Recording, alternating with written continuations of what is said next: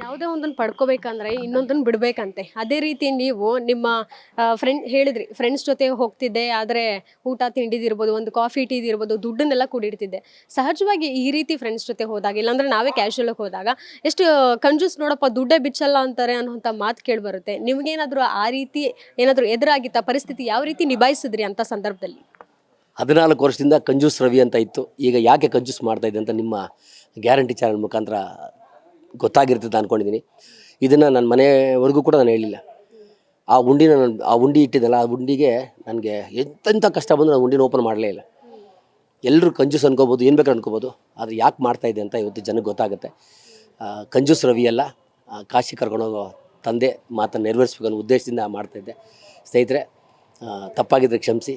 ಇನ್ಮೇಲೆ ನಾನು ಕಾಶಿಗೆ ಹೋಗಿ ಬಂದಮೇಲೆ ನನ್ನ ಮನೇಲಿ ಕಾಯ್ತಾಯಿದ್ದಾರೆ. ಇವತ್ತು ಊಟದ ಆಚರಣೆ ಮಾಡ್ಕೊಳ್ಳೋದು ಅಂತ ಕಾಯ್ತಾಯಿದ್ದಾರೆ. ಜೊತೆಗೆ ನನಗೊಂಥರ ಖುಷಿ ಆಗುತ್ತೆ ಸ್ನೇಹಿತರೆ. ಇವಾಗ ಈ ಕಾಶಿ ಕರ್ಕೊಂಡೋದು ನಾನೊಬ್ಬನೇ ಅಲ್ಲ, ಯಾರ್ಯಾರು ನನಗೆ ತಿಂಡಿ ಕೊಡುವಾಗ, ಊಟ ಕೊಡುವಾಗ, ಯಾರು ಮದುವೆಗೆ ಹೋಗಿದೆ ಆ ದುಡ್ಡಲ್ಲಿ ಉಳಿಸಿದಿಲ್ಲ, ಅವರೆಲ್ಲರ ಆಶೀರ್ವಾದ ಇದರಲ್ಲಿದೆ ಅಂತ ಅನ್ಕೋತೀನಿ. ಕಾಶಿಗೆ ಹೋದರೆ ಏನಾದರೂ ಬಿಟ್ಟು ಬರಬೇಕು ಅನ್ನೋ ಮಾತಿದೆ. ನೀವು ಏನು ಅನ್ಕೊಂಡಿದ್ದೀರಾ? ಏನು ಬಿಟ್ಟು ಬರ್ಬೇಕು ಅನ್ಕೊಂಡಿದ್ದೀರಾ? ಕಾಶಿಗೆ ಹೋಗಬೇಕಾದ್ರೆ ನಾನು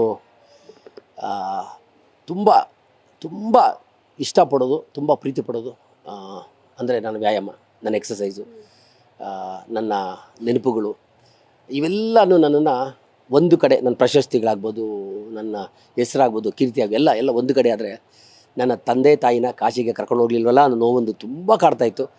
ಆ ನೋವನ್ನ ಅಲ್ಲಿ ಮರಿತೀನಿ ಅಂತ ನಾನು ಅಂದ್ಕೊಂಡಿದ್ದೀನಿ. ಅದು ಯೂಶಲಿ ಸರ್, ವಿಮಾನ ಅಂತ ಹೇಳಿದಾಗ ರೀಸೆಂಟಾಗಿ ಆದಂಥ ಘಟನೆ ನೆನಪು ಬರುತ್ತೆ. ಅದರಲ್ಲೂ ಸಹ ದೇವ್ರ ಯಾತ್ರೆ ಅನ್ನೋದು ಹೊರಟಾಗ, ಕಾಶಿ ಯಾತ್ರೆ ಇರ್ಬೋದು, ಬೇರೆ ಕಡೆ ದೇವಸ್ಥಾನಗಳಿಗೆ ಹೋಗೋ ಸಂದರ್ಭದಲ್ಲೇ ಅವಘಡಗಳು ಹೆಚ್ಚಾಗಿ ಸಂಭವಿಸ್ತವೆ. ಈ ಪ್ರಶ್ನೆ ಕೂಡ ಹಲವಾರು ಸಾರಿ ಈ ಹಿಂದೆ ಬಂದಿರುವಂಥದ್ದು. ವಿಮಾನ ಅಂತ ಹೇಳಿದ್ರೆ ಏನಾದರೂ ಅದ್ರ ಬಗ್ಗೆ ಸ್ವಲ್ಪ ಹೆದರಿಕೆ ಇರುವಂಥದ್ದು ಇತ್ತಾ? ಅಂದರೆ ನಿಮಗಲ್ಲ, ಕರ್ಕೊಂಡು ಹೋಗ್ತಿದ್ದೀರಲ್ಲ, ಒಂದಷ್ಟು ವಯಸ್ಸಾದವ್ರು ಇರ್ತಾರೆ, ಅವ್ರಿಗೂ ಸಹ ಭಯ ಅನ್ನೋದಿರುತ್ತೆ. ಮೊದಲನೇ ಸಲ ಹೋಗ್ತಿದ್ದೀವಿ, ಏನಪ್ಪ ಅನ್ನೋಂಥ ಪ್ಯಾನಿಕ್ ಆಗ್ತಾರೆ. ಸಹಜವಾಗಿ ಇದ್ದೇ ಇರ್ತದೆ. ಎಲ್ಲರೂ ನೋಡ್ಕೊಪ್ಪ, ಯೋಚನೆ ಮಾಡಪ್ಪ ಅಂತ ಹೇಳ್ತಾರೆ. ನನಗೆ ತಾಯಿ ಚಾಮುಂಡೇಶ್ವರಿ ಆಶೀರ್ವಾದ ಇದೆ, ತಂದೆ ತಾಯಿಗಳ ಆಶೀರ್ವಾದ ಇದೆ, ಗುರು ಹಿರಿಯರ ಆಶೀರ್ವಾದ ಇದೆ, ರಾಜ್ಯದ ಜನತೆ ಆಶೀರ್ವಾದ ಇದೆ. ಎಲ್ಲರ ಆಶೀರ್ವಾದ ನನ್ನ ಮೇಲೆ ಇರೋದ್ರಿಂದ ನಮ್ಮ ಟೀಮಿನ ಮೇಲೆ ಇರ್ತದೆ. ಯಾರ್ಯಾರು ಕಾಶಿಗೆ ಬರ್ತಾರೆ ಅವ್ರ ಮೇಲೆ, ಎಲ್ಲರ ಮೇಲೆ ಇರ್ತದೆ.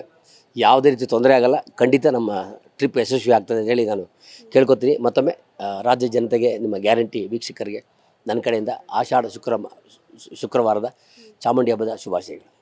ಮತ್ತೊಮ್ಮೆ ಸುದೀರ್ಘವಾಗಿ ಮಾತಾಡೋಣ, ಸಿಗೋಣ sir. Thank you so much. ಧನ್ಯವಾದಗಳು.